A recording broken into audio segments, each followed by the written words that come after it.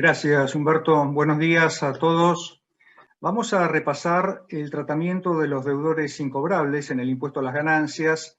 Después vamos a hacer un pequeño comentario sobre las quitas concursales y el impuesto al valor agregado.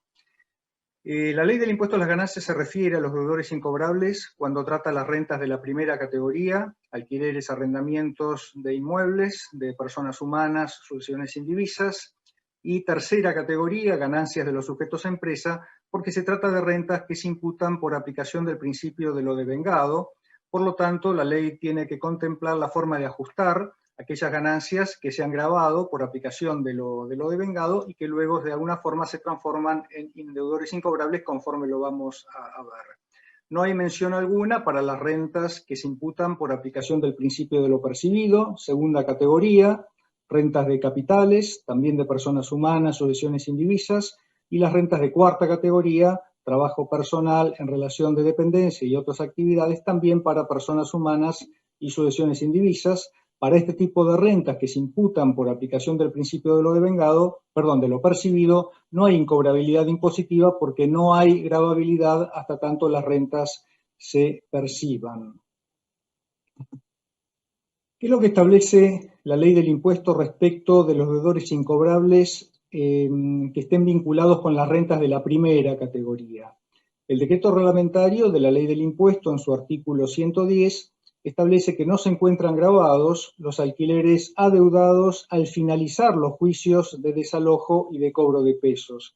Fíjese que nosotros podemos de alguna forma deducir o no gravar los alquileres devengados adeudados a la finalización de los juicios, no al momento en que se interpone la demanda. Esta es una restricción que establece el reglamento, diría extrema, pero debemos cumplirla porque expresamente está contemplado en la reglamentación del gravamen.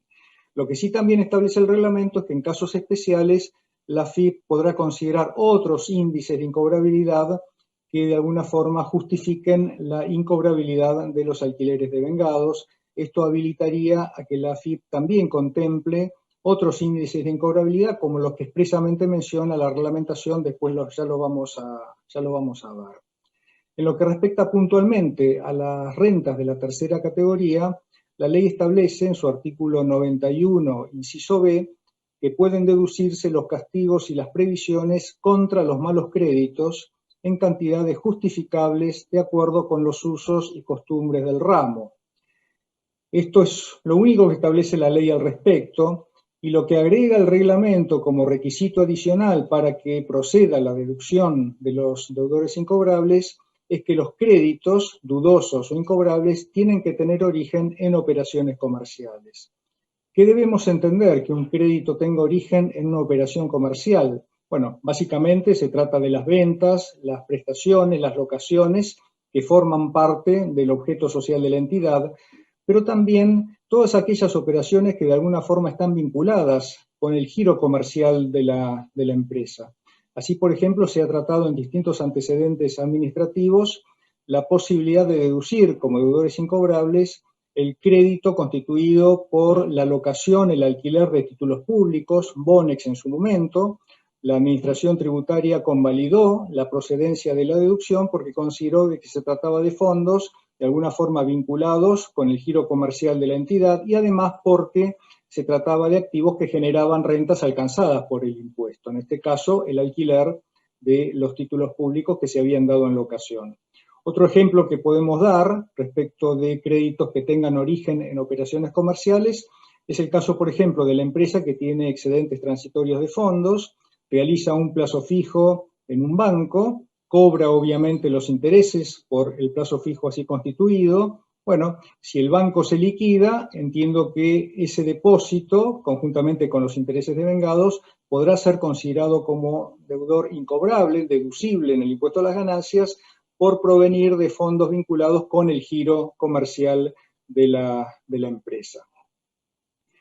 Hay una causa muy importante de la Corte que merece destacarse, que es la causa Banco Francés del 9 de noviembre del año 2010.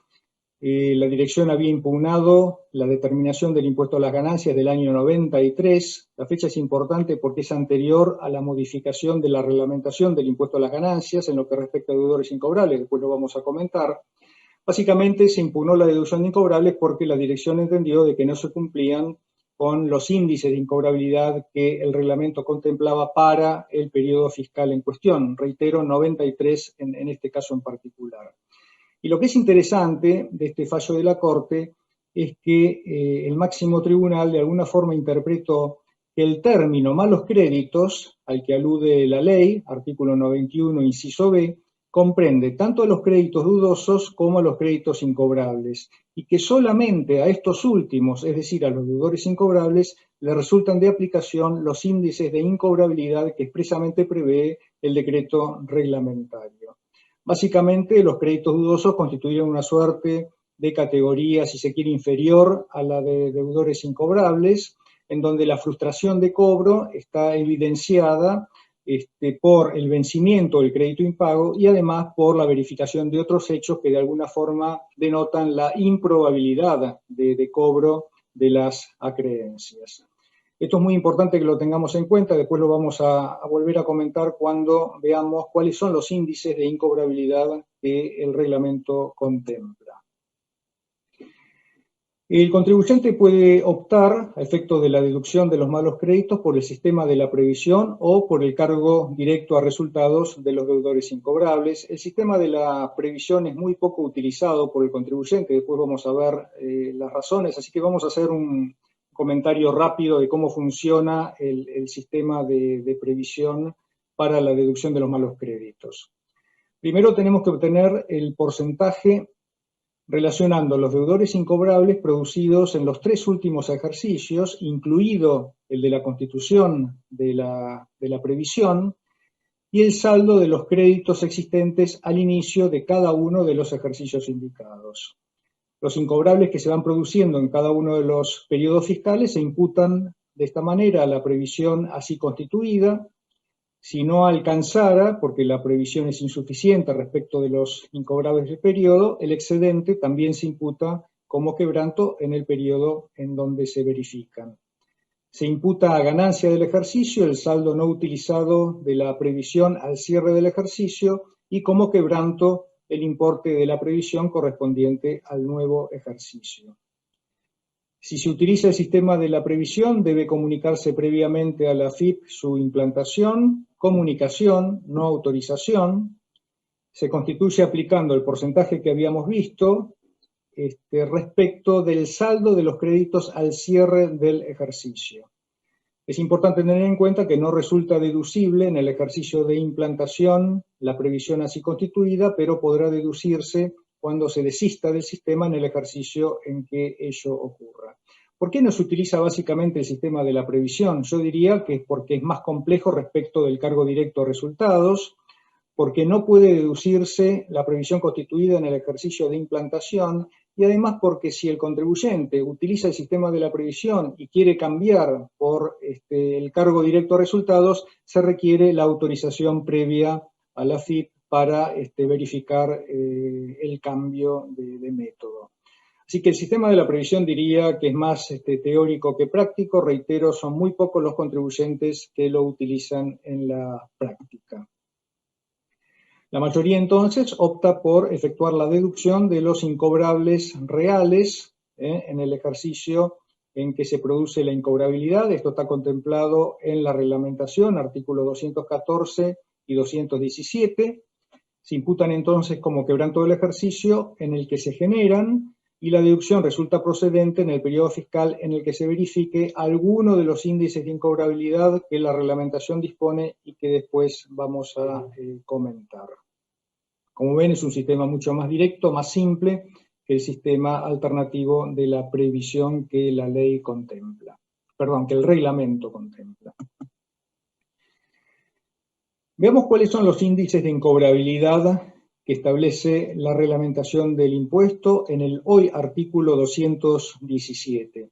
Hubo un cambio muy importante en el año 2002, por el decreto 2442 se modificaron los índices de incobrabilidad, así por ejemplo se eliminó como índice la cesación de pagos, la homologación del acuerdo de la Junta de Acreedores, este fue reemplazado por la verificación del crédito en el concurso preventivo, se eliminó, esto también es muy importante, la posibilidad de que existan otros índices de incobrabilidad, esto ya no existe más en el actual reglamento, y se establece también el tratamiento aplicable a los créditos de escasa significatividad que no estaban expresamente contemplados con anterioridad al año 2002.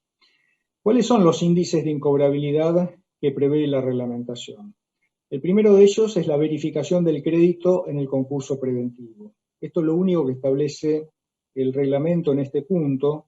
Podemos preguntarnos qué se entiende por verificación del crédito. ¿Alcanza con el pedido de verificación que hace el contribuyente o se necesita que exista resolución judicial que declara verificado el crédito o eventualmente la resolución del síndico que recomienda o no la verificación del crédito en el caso particular? Bueno, es un tema opinable, obviamente no está contemplado en la reglamentación.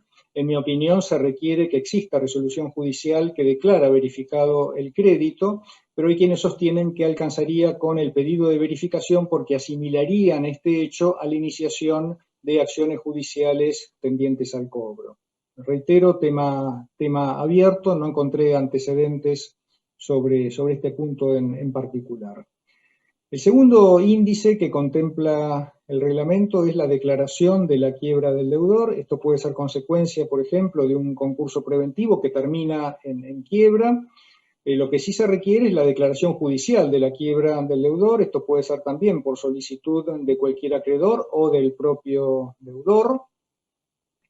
El tercer índice que contempla el reglamento es la desaparición fehaciente del deudor. Este es un índice un poco más difuso, más complejo de llevar a la práctica, básicamente por el momento en donde se produce la verificación de este índice, para que pueda sostenerse como índice válido a efecto de defender la deducción del mal crédito. Se tiene que acreditar, el contribuyente debe acreditar por cualquier medio probatorio que se ha producido la desaparición del deudor, por ejemplo, devoluciones reiteradas de notificaciones cruzadas, actuaciones judiciales o policiales que estén vinculadas con el paradero del deudor. Esto básicamente está vinculado con estafas en donde el deudor desaparece justamente y eso imposibilita realizar acciones tendientes al cobro de la creencia. El índice que más habitualmente se utiliza es el de iniciación de acciones judiciales tendientes al cobro. Antes era iniciación de cobro compulsivo, antes del año 2002. Ahora es iniciación de acciones judiciales tendientes al cobro. Este índice se materializa con la iniciación de la demanda judicial y su cuantía está dada por el importe reclamado en el juicio. Si yo tengo, por ejemplo, 2 facturas impagas y hago juicio por una de ellas, bueno, podré efectuar la deducción del crédito vinculado con la factura reclamada en el juicio, pero no así con la otra factura que no está incluida en la demanda, ¿no? Esto es importante que lo tengamos en cuenta, ¿no? Su cuantía está dada por el importe reclamado en la demanda. Un aspecto importante que tenemos que tener en cuenta es que este índice no comprendería la mediación prejudicial obligatoria, esto en criterio de la dirección, por no estar comprendida entre los índices enunciados en el decreto reglamentario, ni tampoco denotar que el acreedor haya actuado conforme los usos y costumbres de una determinada actividad por tratarse de una instancia obligatoria previa al inicio del juicio. Reitero, esta es la opinión de la Administración Tributaria, resolución 58 del año 2019. La verdad es que no me parece razonable esta interpretación. Entiendo que la mediación prejudicial, justamente por ser obligatoria y por su necesaria conexidad con la demanda judicial, debería admitirse como índice de incobrabilidad a efectos de posibilitar la deducción del deudor incobrable, pero tengamos en cuenta esta opinión del fisco contraria a esa posición, ¿no? También esto es importante que lo tengamos en cuenta porque si utilizamos entonces como índice la iniciación de acciones judiciales tendientes al cobro, el inicio de la demanda tiene que ser anterior a la fecha de cierre del ejercicio para poder efectuar el cargo en ese periodo. Entonces tenemos que tener en cuenta el tiempo que demande la mediación prejudicial obligatoria para después poder sí efectuar la demanda antes de que se produzca el cierre del ejercicio fiscal y poder así deducir el incobrable en ese ejercicio. Este índice de iniciación de acciones judiciales tendientes al cobro incluiría los juicios al Estado, nacional, provincial, municipal, realizados, por ejemplo, por proveedores, por cobro de deudas originadas en el giro comercial de la empresa, por venta de bienes, prestaciones de servicio, en la medida, reitero, que haya juicio iniciado al Estado. Tenemos también opiniones de la Dirección Nacional de Impuestos y de la propia Administración Tributaria, en donde se ha opinado que no resulta admisible la deducción de otros supuestos de incobrabilidad, como por ejemplo los bonos del Estado Nacional, que entiendo se podrían haber deducido, se pueden deducir cuando se entra en default. Sin embargo, la opinión oficial es contraria a esta deducción, en el caso particular de los bonos del Estado. Otro de los índices de incobrabilidad que establece el reglamento es la paralización manifiesta de las operaciones del deudor, no las operaciones del deudor con el acreedor, sino todas las operaciones del deudor con todos sus clientes. La paralización de las operaciones debe ser total, no comprendería la suspensión temporal de las operaciones con ánimo de reinicio al poco tiempo, básicamente por huelgas, por sanciones u otras medidas económicas que puedan afectar la operatoria de la empresa. Y finalmente tenemos como índice de incobrabilidad la prescripción.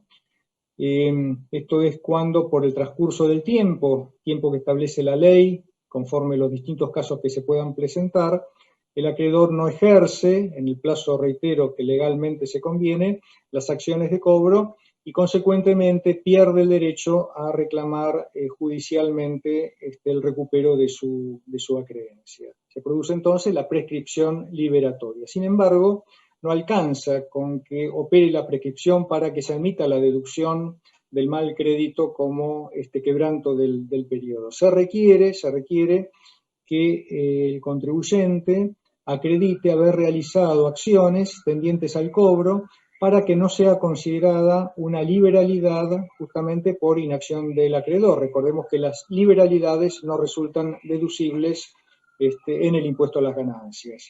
Así lo interpretó la Corte en la causa Ernesto Fábrega del año 48. El decreto 2442 del año 2002 finalmente introdujo el tratamiento de los créditos de escasa significación. Se permiten deducir como incobrables en la medida en que se cumplan concurrentemente con los siguientes requisitos. Los créditos en su totalidad por deudor no deben superar la suma de 45.000 pesos, esto conforme lo establece la resolución 4358 del año 2018, diciembre de 2018. Esto empezó con 1.500 pesos, después con 5.000, después 10.000. Bueno, a partir de fines del 2018, 45.000, el total de créditos por cada deudor. La morosidad tiene que ser mayor a 180 días, contados a partir del vencimiento del crédito. Se tiene que haber notificado fehacientemente al deudor su condición de moroso y además reclamado el pago del crédito vencido. Y además se debe acreditar el corte de los servicios o haber dejado de operar con el deudor moroso, en el caso particular de las prestaciones de servicio de agua o de cloaca, se admite la prestación mínima conforme lo establezca el reglamento aplicable en función del tipo de actividad. Reitero entonces que para poder efectuar la deducción como crédito de escasa significación se tienen que cumplir estos 4 requisitos, y eso en la medida en que no se verifique alguno de los otros índices que expresamente la reglamentación contempla. Respecto de los créditos con garantía, resulta deducible el crédito garantizado en la medida en que se hubiese iniciado el correspondiente juicio de ejecución. Esto comprendería los créditos con garantías reales o garantías personales en la medida, entiendo, que se trate de créditos susceptibles de ejecución judicial, y reitero, el requisito es que esté iniciado el correspondiente juicio de ejecución. ¿Cuál es el tratamiento que la reglamentación contempla para el recupero de los deudores incobrables? Bueno, se deben imputar como ganancia grabada en el ejercicio las sumas cobradas, puede ser en efectivo o en especie, incluyendo la capitalización del crédito, es decir, cuando se produce el recupero de un incobrable que se cargó como cargo, como resultado, como quebranto en un ejercicio anterior, bueno, en ese ejercicio se tiene que imputar el recupero como ganancia grabada. El crédito se puede cobrar en efectivo o en especie. Si se cobra en especie, bueno, corresponderá evaluar la especie a valor de plaza al momento en que se cobre. Y también, obviamente, incluye como cobro en especie la capitalización del crédito. En definitiva, se recupera el crédito a través de la recepción de acciones, con lo cual también es una forma de recupero. Es importante que tengamos en cuenta que no se consideran recuperos la desaparición de las causas justificativas de la deducción. Por ejemplo, si deduje el crédito por la declaración de quiebra del deudor, si después se levanta la quiebra, bueno, eso no se considera recupero hasta tanto no cobre efectivamente el crédito que se imputó en su momento como incobrable. Lo mismo ocurre si utilicé como índice de incobrabilidad la iniciación de acciones judiciales pendientes al cobro. Si después tengo una sentencia favorable en el juicio, bueno, eso tampoco se considera recupero de incobrable. Reitero, el recupero es el cobro del crédito, en efectivo o en especie, pero no la desaparición de la causa que motivó y justificó la deducción como incobrable. En línea con ello, no se consideran recuperos la refinanciación del crédito, la prórroga de los vencimientos, la entrega de pagarés, la constitución de garantías, etc.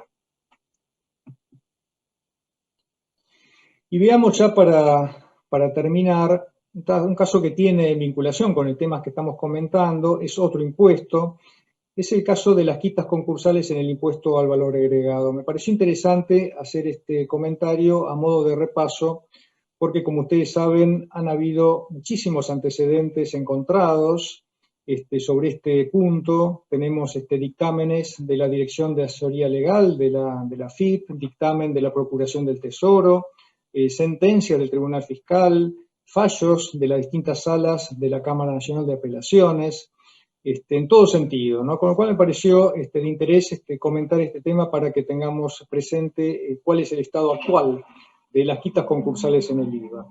Este tema lo terminó resolviendo la Corte en la causa Celulosa Campana, el 3 de marzo del año 2015. La FIP había impugnado la declaración jurada de IVA de Celulosa Campana porque había determinado el débito fiscal por la quita concursal que había logrado la compañía en su concurso preventivo de acreedores. Entonces, la empresa apela la determinación de oficio al Tribunal Fiscal, el Tribunal Fiscal revoca la determinación de oficio, se apela a la Cámara Nacional de Apelaciones en lo contencioso administrativo y la Cámara revoca la sentencia del Tribunal Fiscal. Consecuentemente, lo que hace la empresa es presentar el recurso extraordinario ante la Corte, que termina, reitero, resolviendo el tema en marzo del año 2015. Y la conclusión de la Corte, que estuvo en línea con el dictamen de la Procuradora, la doctora Laura Monti, fue contraria a la posición de la FIP. Básicamente interpretó que las quitas concursales no se acuerdan respecto del precio neto de la operación, en este punto aún alto. Recordemos que el artículo 11 de la Ley del Impuesto al Valor Agregado, que establece el tratamiento del impuesto, del débito fiscal concretamente, establece que se genera débito fiscal por las devoluciones, rescisiones, descuentos, bonificaciones o quitas que respecto del precio neto se logren en el periodo. Y entonces este es el aspecto central que analiza la Corte en este caso. La quita tiene que estar vinculada respecto del precio neto de la operación de venta de la prestación de servicio. Entonces, vuelvo al fallo de la Corte. Se interpretó que en el caso de las quitas concursales, si bien están homologadas por el juez de concurso, no se convienen respecto del precio neto de la operación de venta, de la locación o de la prestación gravada, sino que tienen por causa otra razón diferente, que es ulterior y ajena a ese precio neto, que es concretamente el crédito verificado en aquellos proveedores que debieron presentarse en el proceso judicial, en el concurso de acreedores, para requerir el pago de los importes adeudados. Consecuentemente, la quita concursal no encuadra en la quita a la que hace referencia el artículo 11 de la Ley del Impuesto al Valor Agregado y, por lo tanto, no se encuentran alcanzadas por el impuesto. Obviamente, esto implica que no genera débito fiscal para la empresa concursada, ni tampoco crédito fiscal para el acreedor, por más que emita nota de crédito por la quita homologada después por el juez del concurso. Sostiene además la Corte que por el principio de legalidad no es válida la extensión por analogía de la base imponible definida en la ley del impuesto. Las quitas concursales, entonces, reitero, no son las quitas a las que refiere el artículo 11 de la ley del impuesto y, por lo tanto, no se encuentran alcanzadas por el impuesto al valor agregado. Bueno, nada más. Muchas gracias. Bueno, muchas gracias, Marcelo, muy completo el informe, la presentación. Quería, Marcelo, redondear dos temitas. Uno que está vinculado a uno de los índices de cobrabilidad que hiciste referencia, la iniciación de la demanda judicial. En épocas como la que estamos atravesando, las tramitaciones judiciales tienen inconvenientes, tienen problemas. Entonces, el hecho de iniciar una demanda judicial no es una situación que se pueda realizar normalmente como en otras épocas. Entonces, ¿ves algún tipo de recaudo para poder cumplimentar en estos casos? A ver, si no se verifica ninguno de los otros índices que la ley contempla, necesariamente, si el crédito lo amerita, deberán iniciarse acciones judiciales tendientes al cobro para poder efectuar la deducción del incobrable como quebranto del ejercicio. Existiría así la alternativa de utilizar otros índices que la reglamentación no contempla en función de lo que establece la ley, de que podrían deducirse como incobrables los créditos en la medida que los usos y costumbres del ramo así lo justifiquen, pero entraríamos en una zona de discusión probablemente, con lo cual, excepto que el crédito sea de escasa significación y cumpla con los recaudos que la reglamentación y la resolución de la FIP contempla, y no sé si en la medida que no se verifiquen los otros índices de incobrabilidad, necesariamente sí, deberán iniciarse acciones judiciales para poder justificar la creencia, por más que resulte antieconómico o no se justifica en función, por ejemplo, de la condición del deudor, ¿no? Muy bien, y el otro punto, un aspecto que muchas veces lo vemos en la práctica, en una inspección de la FIP que impugna la deducción de algún mal crédito, en realidad ese cómputo correspondería a un periodo posterior, pero el fisco impugna la deducción en un año determinado y en razón de que no fiscaliza otro año posterior, no hace la compensación asimétrica, con lo cual esto produce un grave problema para el contribuyente. ¿Cuál sería el temperamento para tomar en este caso? Bueno, en realidad es un derecho que tiene el contribuyente, ¿no? De aplicar correcciones simétricas en este caso. La FIP debería verificar el periodo fiscal en el que se efectuó la deducción y compensar lo deducido en un ejercicio posterior con lo que debió haberse deducido en un ejercicio anterior. Necesariamente la FIP debería incluir en la fiscalización el periodo fiscal para poder efectuar la corrección simétrica. Es un deber del fisco hacerlo, es un derecho que tiene el contribuyente y por lo tanto debiera proceder correcciones simétricas también en ese caso.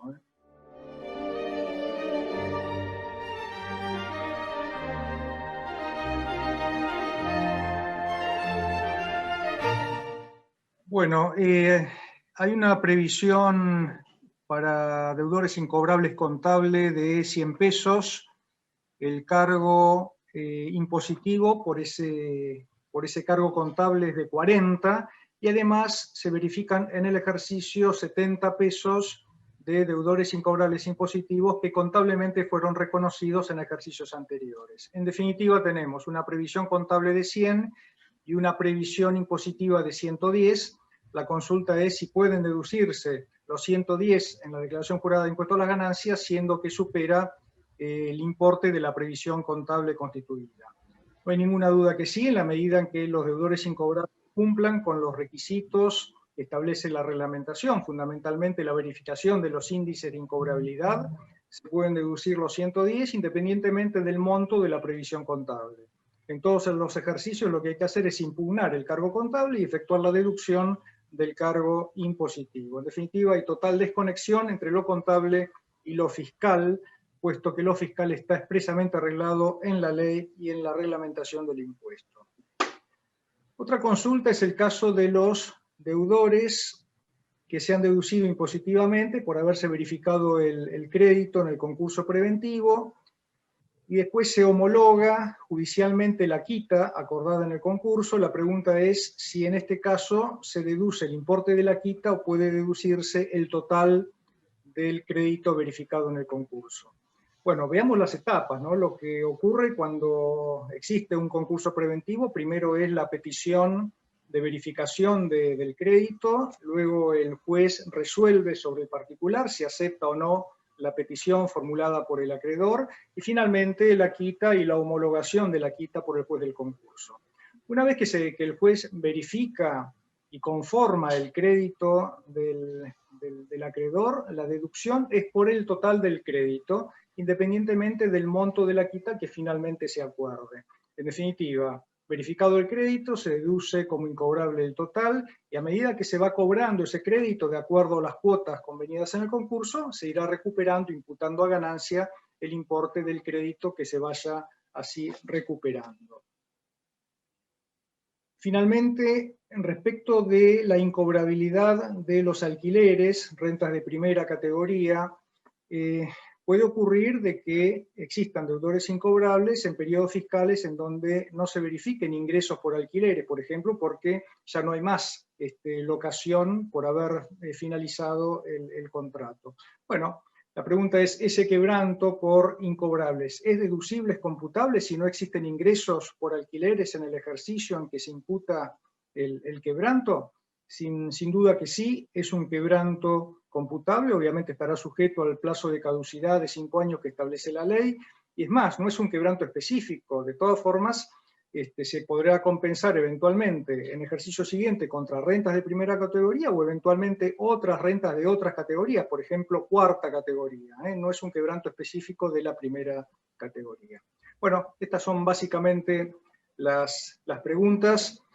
Aprovecho, Humberto, para agradecerle a todos el acompañamiento, el apoyo en este año tan difícil. Esperemos el año que viene ir volviendo de a poco a la normalidad. Muy felices fiestas para todos. Muchas gracias.